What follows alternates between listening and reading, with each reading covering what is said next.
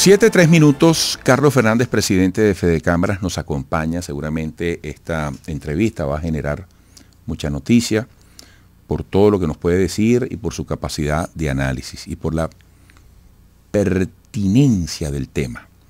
Conclusiones del Foro de Diálogo Social que acaba de concluir en Margarita y el debate sobre el salario. ¿Cómo describirías, Carlos, al darte los buenos días, lo que fue esta discusión y sobre todo las conclusiones? ¿En qué se quedó, no? Bueno, muchas gracias, Eduardo, por la invitación, la oportunidad. Es un tema, como tú bien lo dices, pertinente y complejo. Complejo en el sentido de que las expectativas que tiene la sociedad sobre el Foro del Diálogo Social eran muy difíciles de satisfacer por la propia naturaleza del foro. Yo quiero recordar un poco para poner en contexto. El Foro de Diálogo Social se instituye para darle cabida a las recomendaciones de la decisión de lo que se llama la Comisión de Encuesta, que es el máximo organismo de control de la OIT. Comisión de Encuesta que se constituye para revisar una querella presentada por Fedecámaras y acompañada por las centrales sindicales sobre el incumplimiento de 3 convenios de la OIT, que son leyes de la República. Por lo tanto, el Foro de Diálogo Social se circunscribe fundamentalmente a esos 3 convenios y se aprovecha, por supuesto, el espacio en que estamos todos los actores sociales para hablar otros temas. Uno de los convenios, el convenio número 26, trata sobre la fijación del salario mínimo. Pero la legislación venezolana está muy clara, muy determinante, indubitable, al establecer que el salario mínimo lo establece el Ejecutivo Nacional. Por lo tanto, el convenio 26, en el caso nuestro, básicamente es para construir las condiciones y establecer el método de establecimiento del salario mínimo. Y obviamente uno no sale con la satisfacción plena, pero yo como digo, es preferible estar aquí manifestando que no hay una satisfacción plena a estar aquí en un programa de radio insistiendo en que se abrieran los espacios para el diálogo social como estuvimos durante 20 años. O sea, ahora, afortunadamente sí llegamos a un acuerdo de que se va a establecer una instancia técnica para fijar el método de establecimiento del salario mínimo con unas consideraciones, unos acuerdos, digamos que ya son, mandatorios entre las partes. Mesa técnica que tiene que salir con un resultado sobre la metodología entre febrero y abril, o sea, es decir, que antes del 30 de abril ya debemos tener un método fijado. Mesa que va a incluir la participación de otros agentes, diferentes a los actores sociales, que nos proveerán de la información que los diferentes agentes consideramos que era pertinente. Entonces, hemos pensado, bueno, pues, institutos como el Instituto Nacional de Estadística, el Banco Central, algunas otras oficinas. Y se van a considerar variables que los diferentes actores sociales discutimos y exigimos y negociamos que se incluyeran a la hora de la determinación. Para los trabajadores era muy importante las variables socioeconómicas. Nosotros hicimos mucho hincapié en las variables económicas. El gobierno y otros factores sociales hicieron mucho hincapié en el tema sancionatorio, etc. Y nosotros básicamente, y también insistimos mucho en que el salario no se podía ver desvinculado del tema económico como un todo, del tema de la productividad, del modelo de desarrollo, de cuál es el proyecto en lo económico que tiene el país, porque el salario puede ser consecuencia, pero también es parte de todos estos acuerdos y de todas estas discusiones. Así que con todas estas consideraciones y todos esos debates que se dio sobre cuáles factores sí, cuáles estadísticas sí, cuáles variables se van a incluir, cuáles no, se va a instalar una mesa, una instancia, que nosotros esperamos que sea pronto porque deberíamos, ante el Consejo de Administración de la OIT, que es en marzo, ya llevar, un avance en ese sentido. Ahora, sí creemos, por supuesto, que la mesa debió haber salido con más cosas, con el foro. Creo que el ritmo de resoluciones no va a la par de lo que es las expectativas de la sociedad y nos preocupa un poco pues que debemos buscar la manera de tener más conexión con lo que son las aspiraciones de los venezolanos y las resultas de nuestro esfuerzo. Pero tampoco podemos estar del todo insatisfechos en el sentido que estos son esquemas que por su naturaleza son lentos y aunque nosotros quisiéramos pues, por conseguir mucho más, entendemos la dinámica, tenemos los procesos y tenemos que entender las metodologías, con las que se movió. En ningún momento estaba planteado que nosotros saliéramos de allí con un monto fijo determinado porque no es nuestra potestad. Podemos llegar, una vez que fijemos la metodología, quizás hasta llegar a dar una recomendación, pero el monto final pues lo establece el Ejecutivo Nacional, que es su potestad legal. Entonces entiendo que la conformación de esta instancia técnica y la definición de una metodología debería darse entre febrero y abril. Es correcto, eso es, digamos, parte de la resolución del acuerdo. Importantísimo. Ahora, ¿tú tienes idea de algún método? ¿Hay alguna propuesta sobre el método? Porque aquí es importante que el salario no termine afectando a los generadores de empleo, que haya sustentabilidad como tanto lo han dicho ustedes, que sea viable. ¿Se podría hablar ya de las propuestas sobre posibles métodos que puedan ir a una mesa? Bueno, allí, como te decía, se va a construir el método. Ahora, nosotros sí tenemos algunos elementos que creemos que deben ser importantes. Uno, pues, tenemos que abordar, no tenemos que olvidar, y debe ser hoy en día una característica fundamental de lo que vayamos a hacer, tener en consideración el impacto y el problema inflacionario del país.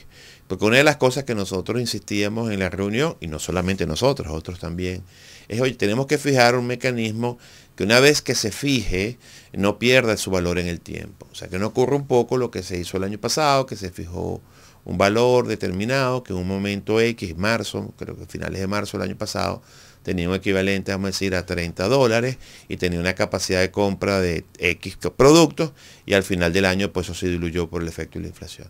Y también nosotros decíamos que tenemos que ver la forma de establecer una metodología de que de alguna manera conecte más con la realidad, porque muchas de las cosas, muchas de las estructuras de la legislación y de todo lo que está referido al tema laboral, y a muchos temas pues de la economía, no tienen, digamos, conexión con la realidad hoy en día. Hoy en la realidad tenemos una economía mucho más disminuida, mucho más pequeña, y tenemos un efecto inflacionario medular que marca el ritmo de casi todas las actividades económicas. Por lo tanto, hay que ver un poco, quizás a veces salirse del plano, y es un poco lo que hemos dicho, de buscar soluciones audaces, un poco disruptivas, que puedan dar conexión entre esa estructura, ese sistema legal laboral que existe en el país, y esa realidad social subyacente. A veces pareciera que las soluciones que se construyeron en el tiempo hoy en día no son aplicables. Es un poco lo que decíamos allá, insistíamos mucho, no miremos por el retrovisor,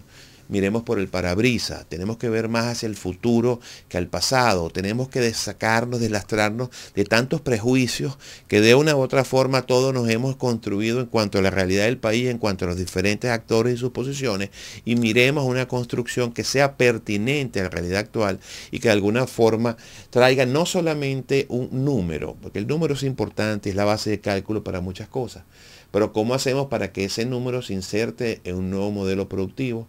¿Cómo hacemos para que ese número no pierda valor en el tiempo?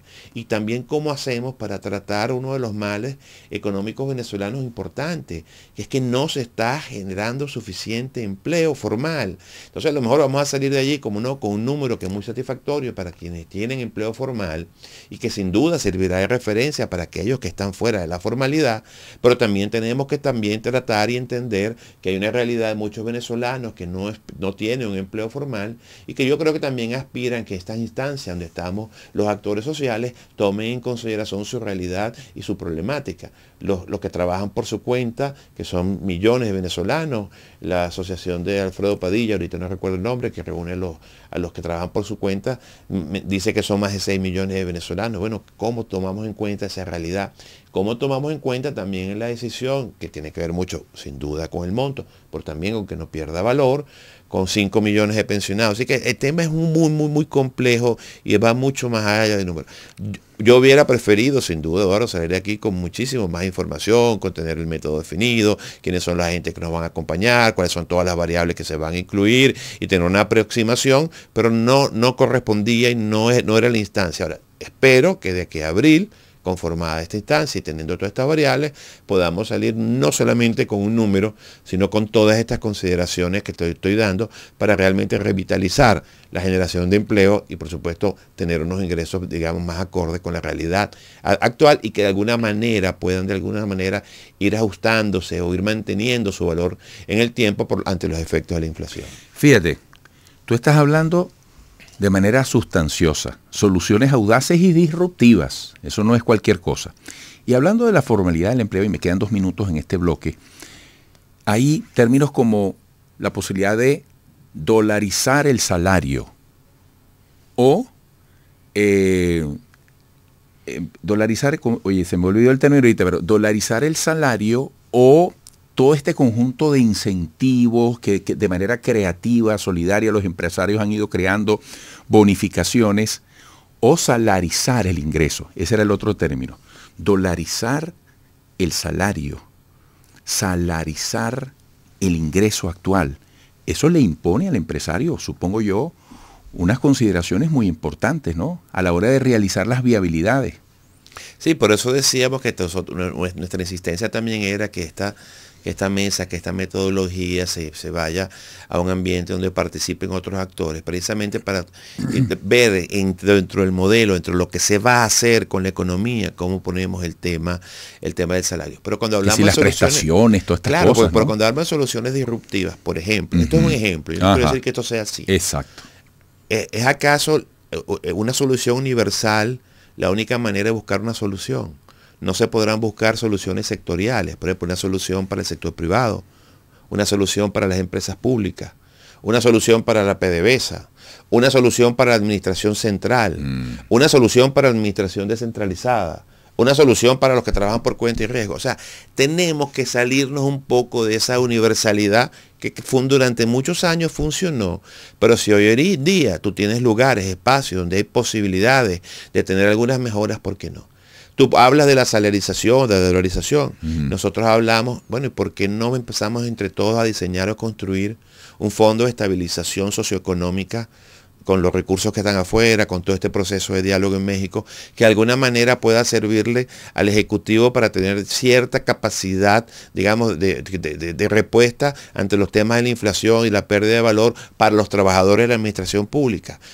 O sea, hay muchas maneras. Si nos salimos de la solución tradicional, si nos despojamos de tantos prejuicios que tenemos y si no insistimos en buscar las soluciones que muchas veces hemos traído en el pasado, y que yo no sé si realmente son las más pertinentes, porque si todas las soluciones que probamos en el pasado hubieran sido tan pertinentes, quizás no tuviéramos la realidad que tenemos hoy. Entonces yo creo que es un tema que tenemos que verlo desapasionadamente y desprejuiciadamente, porque yo creo que también en el tema laboral hay muchos mitos que se tienen que revisar, hay muchos dogmas que se tienen que revisar para realmente tener conexión entre la realidad socioeconómica y la capacidad de respuesta. Esto no quiere decir que digamos que haya que despojarse todo el tema, pero no, si hay que ver, digo, si hay que modificar algunas cosas, si hay que dictar algunas nuevas leyes, que hay que reglamentar en otros sentidos, si hay que ampliar algunas interpretaciones, se ampliarían, porque hoy en día lo que se sabe es que el ingreso es insuficiente y que la economía no está generando empleos formales como debería generar. Carlos, tenemos que ir a la pausa.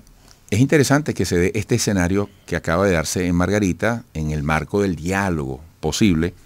Yo quisiera que retomáramos quiénes fueron los actores que están allí o que estuvieron allí, pero además estamos hablando de una realidad.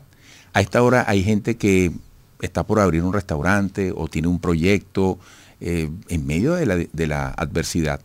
Yo quisiera que al regreso también, desde tu punto de vista, como gremialista o como empresario, le dijeras a la gente cómo ves tú este 2023. Este 2023, ¿de qué manera se puede aprovechar en medio de la realidad que puedas describir? Quédense allí, amigos.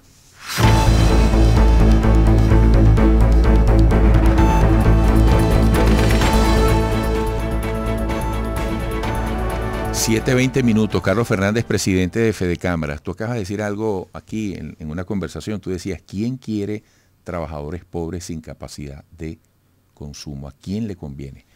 Mira, ¿quiénes fueron los actores que en definitiva estuvieron en este diálogo y cómo contextualizas tú el alcance de este esfuerzo y sus posibilidades en perspectiva dentro de ese macro diálogo nacional del que tanto se habla?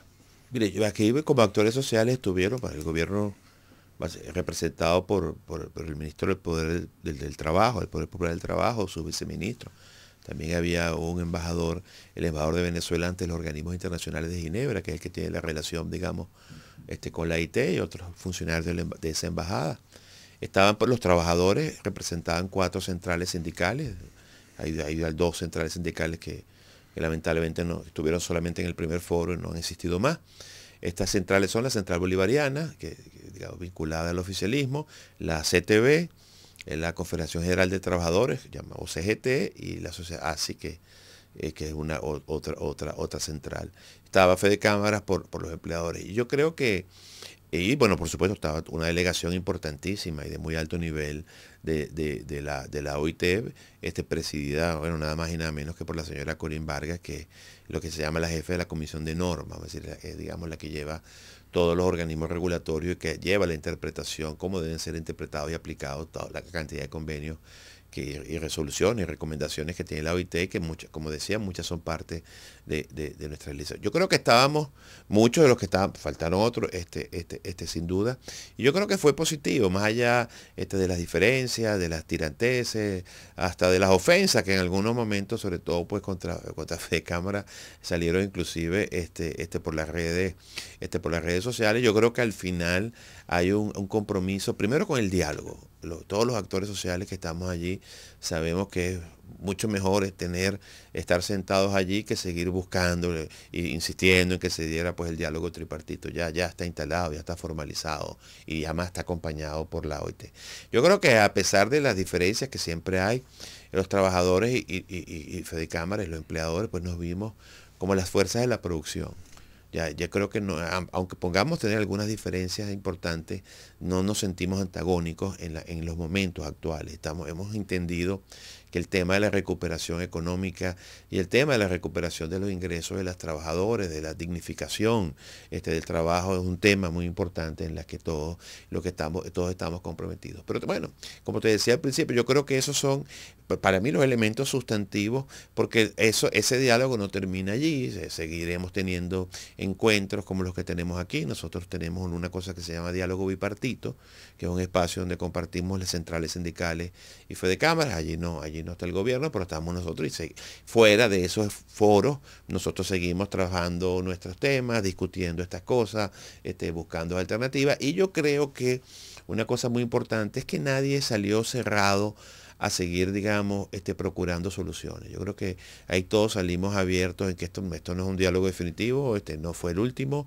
y no se agota, por supuesto, en la Constitución de esta instancia. Déjame decirte que hay otras resoluciones importantes también. Se avanzaron mucho pues en la revisión de todo el tema electoral de los sindicatos y los buenos oficios que hará el gobierno entre el CNE para facilitar y destrabar algunas confusiones que todavía hay, los buenos oficios que hará el gobierno ante otras instituciones del Estado para resolver todo el tema que tiene que ver con la tenencia de la tierra de muchos dirigentes empresariales que tuvieron efectos, digamos, en esos temas. También se establecieron algunas metodologías para trabajar ante el Ministerio Público, lo que tiene que ver todavía con algunos dirigentes sindicales que están detenidos. El gobierno arguye que están detenidos por delitos comunes, los trabajadores arguyen de que están detenidos por el ejercicio de sus actividades sindicales.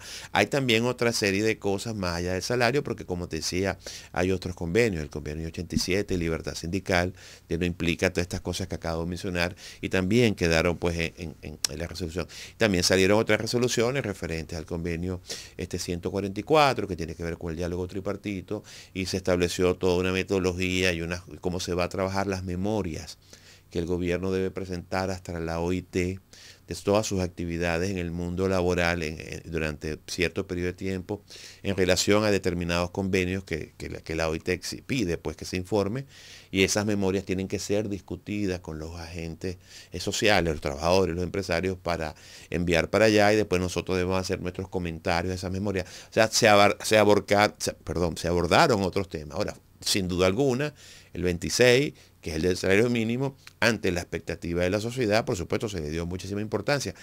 Pero quizás fue más complicado el 87, el de la libertad sindical, el informe de la Comisión de Expertos de la OIT sobre la libertad sindical, fue un informe duro, y generó unas discusiones agrias, complejas. Pues, o sea, aquí se abordaron muchos temas. Obviamente, entiendo, la expectativa de la sociedad se basaba en el 26, seguramente todos los programas a los que asistiremos, donde nos pedirán opinión, yo creo que se centrarán en el 26, pero yo no dejaría de lado la importancia de las discusiones sobre la libertad sindical y sobre el diálogo tripartito. Qué interesante. Yo te preguntaba, en razón de esta realidad donde hay que pararse siempre, ¿qué le dirías tú a los venezolanos que están insistiendo con proyectos, los que quieren comenzar, los que vienen desde hace tiempo, por ponerte un símbolo de estos tiempos, la oleada de restaurantes en la llamada burbuja de Caracas o de las grandes ciudades, ¿qué les dices? ¿Cómo ves tú estos tiempos además preelectorales, no? Yo les diría que sigan insistiendo. Realmente el año 23 no comenzó tan despejado como comenzó el año 22. Yo creo que los efectos de agosto a diciembre sobre la economía sin duda van a configurar un inicio un poco más complicado. Nosotros seguimos viendo en nuestras proyecciones que va a haber una recuperación de la economía privada, porque básicamente, como te lo he dicho varias veces y quizás muchos me habrán escuchado, es que la recuperación viene fundamentalmente dado por la micro. Y la micro es lo que hacemos cada uno de nosotros en nuestros espacios. Y eso tiene que ver mucho, no solamente con el compromiso que tenemos con el país y con nuestra gente, sino también que el grueso, la gran mayoría de los agentes económicos venezolanos, me refiero del más chiquitico e informal hasta el más grande, se han dado cuenta de que el rentismo se acabó y que tiene que ser con el esfuerzo, con el trabajo propio y a veces en acompañamiento, cómo vamos a lograr mantenerlo. Y yo diría que tengan en cuenta sin duda también una realidad importante. La desigualdad es un signo de la sociedad, una característica de la sociedad venezolana moderna. Y eso es un poco lo que nosotros nos lleva a esto que te decía, de soluciones audaces, saliendo un poco del plano. Pues tenemos que entender que más allá de solamente de mantener una actividad económica, tenemos que ver como de alguna manera el esfuerzo de nuestra actividad económica de alguna manera sea un paliativo o un vehículo para la mejora social de los venezolanos. Yo insistiría en que sigamos. Cómo no, hay elementos que pueden considerarse que son burbujas y pueden considerarse, inclusive la gente se cuestionará hasta los capitales, pero cuando vemos la recuperación en la siembra y en la productividad del maíz, cuando vemos la recuperación en la siembra, en la productividad del arroz, cuando vemos la recuperación de la productividad, por decir, en la caña de azúcar, el incremento en la producción de leche, el incremento en la producción de carne, la mejora poca, pero mejora al fin de las exportaciones del sector privado, eso no es burbuja. Eso es realidad, eso es trabajo duro allá en el campo a sol y sol. Para no ponerme en otros sectores como el comercio, etcétera, que la gente podrá decir, bueno, ahí lo que se ve son las remesas y se ve, pues, digamos, gente blanqueando capitales. No estoy hablando de economía dura, pura y ruda y de las regiones, de la Venezuela profunda. Muy trabajada. Porque allí hay un cambio de actitud. La gente, los agricultores dejaron de esperar por Agropatria, Agrofan o como se llame, y por los créditos baratos y buscaron mecanismos y están sembrando y están teniendo sus semillas, sus fertilizantes. Y bueno, hubo un aumento. ¿A que no estamos al nivel de 2010? No. ¿Que faltan mucho para llegar a eso? Sí, pero tampoco estamos a nivel de 2020, en niveles del 2019. Y yo creo que ese es el espíritu en el que nosotros seguimos, tenemos que seguir trabajando. Como lo dijimos cuando comenzó la pandemia, como lo dijo Fede Cámara, que no sabíamos cómo se iba a hacer todo, había todo el tema de las movilizaciones, los salvoconductos. Yo creo que nosotros tenemos un compromiso de llevar los bienes y servicios que la sociedad necesita y en eso yo siento que el sector privado venezolano en Fede Cámara y fuera de Fede Cámara está comprometido y es su leitmotiv de su actividad de todos los días. Bueno, qué interesante, tal como yo lo advertía y así ha ocurrido. Considero que es muy informativa, muy interesante la exposición que has hecho sobre una materia que requiere un seguimiento permanente. Así que pronto, Dios mediante, nos volveremos a ver, Carlos. Un abrazo. No, Eduardo, gracias a ti, a todo tu público siempre por darnos este espacio. Es muy interesante además escuchar tu reflexión y nos llevamos también tarea para la casa. Muchas gracias nuevamente. Gracias. Carlos Fernández, presidente de Fede Cámara, siempre elegante. Tú antes de ser presidente de Fede Cámara ya eras una persona con esa elegancia en el vestir. Bueno, depende de dónde estaba. Cuando estaba en el campo estaba un poco menos elegante, pero bueno, como le decía el otro día en una entrevista, bueno, uno sabe con quién se va a topar, con quién se va a reunir y bueno, me gusta pues que la forma de vestir sea también una muestra de respeto hacia el público que nos ve, hacia la gente que nos recibe y nos escucha. Ese trato puede estar, digamos, a la altura de quien me pueda esperar de la mejor manera. Qué bonito. Una muestra de respeto para el tercero. Qué bonito mensaje como referencia, sobre todo para las nuevas generaciones, sí señor.